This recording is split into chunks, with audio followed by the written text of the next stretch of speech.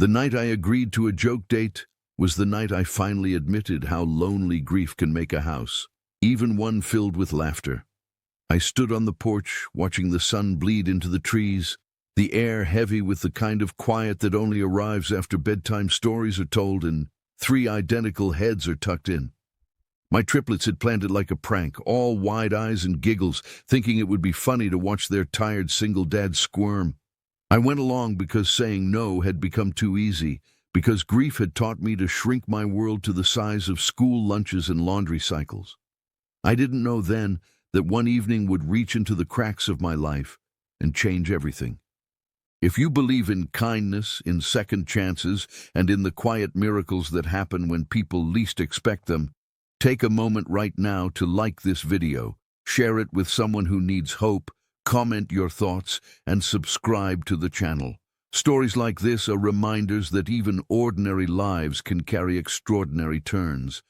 I had been alone for 4 years, long enough for the house to forget the sound of my wife's steps, long enough for the walls to absorb the echo of a life that ended too early.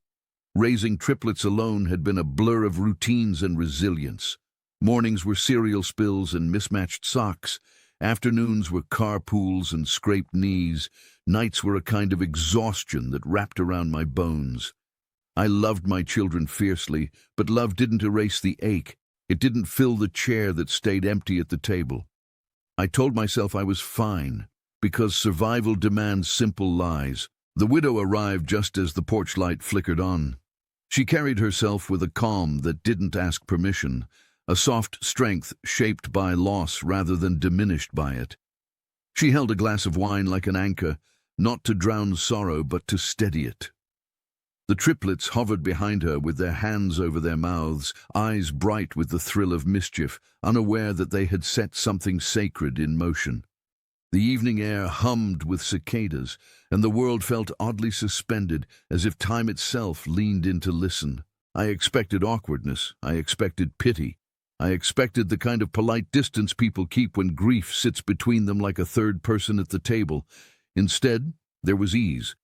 Not the forced cheerfulness of strangers, but a gentle recognition that didn't need explanation. We sat on the porch, the wood warm beneath us, the horizon soft with fading light. The children watched from the doorway, their curiosity slowly replacing their prankish delight. They saw something I hadn't allowed myself to see in years. My shoulders lowered, my breath deepened, my eyes lifted from the ground. Her presence didn't erase my past. It honored it. In her quiet attentiveness, I felt the space where pain and gratitude can exist together. She had lost too, and that shared understanding stitched an invisible thread between us. We talked about ordinary things, the kind that carry extraordinary weight when you've survived heartbreak. The way mornings feel heavier when someone is missing. The strange guilt of laughing again. The courage it takes to imagine joy without betraying memory. The night grew cooler, and the porch light cast a halo that made everything feel cinematic, as if the universe had framed us on purpose. The triplets crept closer, their identical faces serious now. They had expected a punchline, not a transformation. They watched as the widow knelt to their level, as if she understood that children need honesty more than entertainment. She didn't try to replace anything or anyone. She simply showed up with warmth, with patience, with the kind of kindness that doesn't demand a return. I saw my children relax in a way they hadn't around adults since their mother died.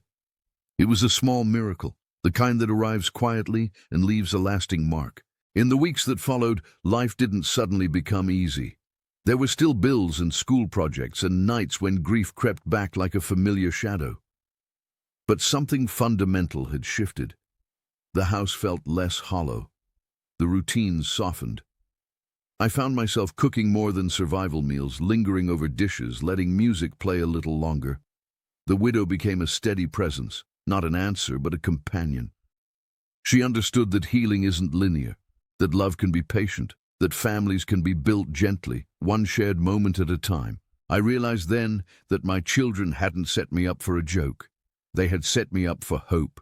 In their innocent way, they had trusted that love still had room to grow in our lives. They had believed I deserved more than endurance.